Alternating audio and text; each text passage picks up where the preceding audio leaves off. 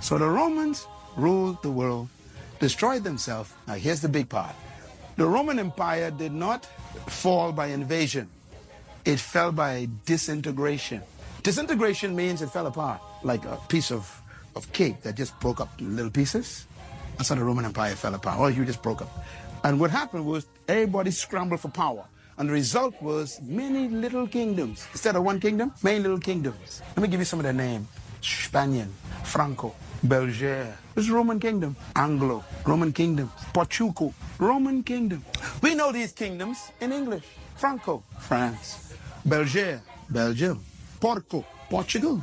Anglo, Spaniard. They're all kingdoms. They are all Romans. They are all Romans. So their psyche, their mentality, ingrained.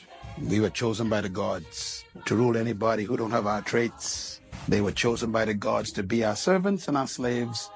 They are not complete divine beings like us. We are superior. So the French and the Spanish, the Portuguese and the British, Anglo, call them Angolan, they decided to expand their kingdoms.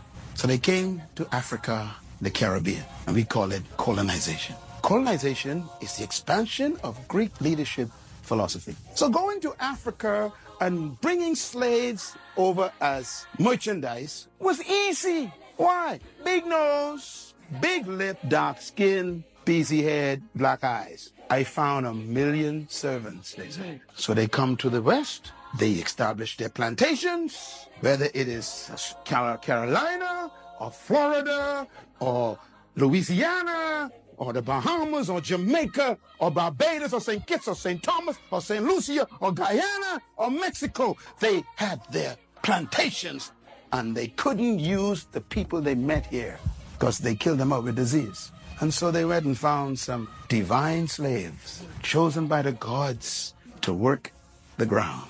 And they brought them over on ships. And the first ones to bring them was the Portuguese.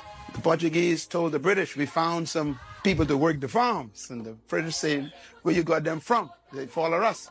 And they went to the west coast of Africa. And then the French found out. The French said, oh, let's go get some too. And then the Spanish says, oh, let's get some too. And everybody started dashing for divine slaves. Remember, divine means you were chosen by the gods. It's not racism. It's leadership philosophy. That is in the psyche of the system.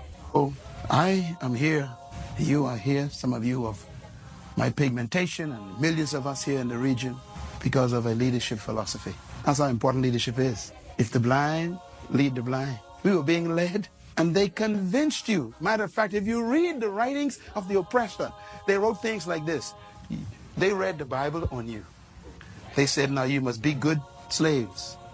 And they gave us Jesus. You wonder why, the black Muslims and people like that rose up?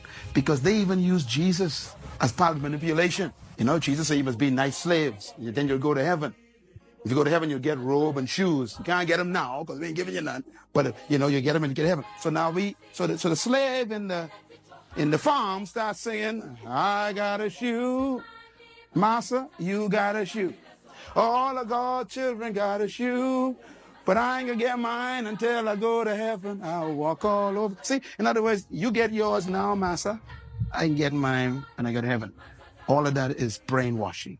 Those songs that we used to glory and call Negro spiritual, you need to read the words of those songs. They are strong songs of conversion for your mind to make sure you never rise above.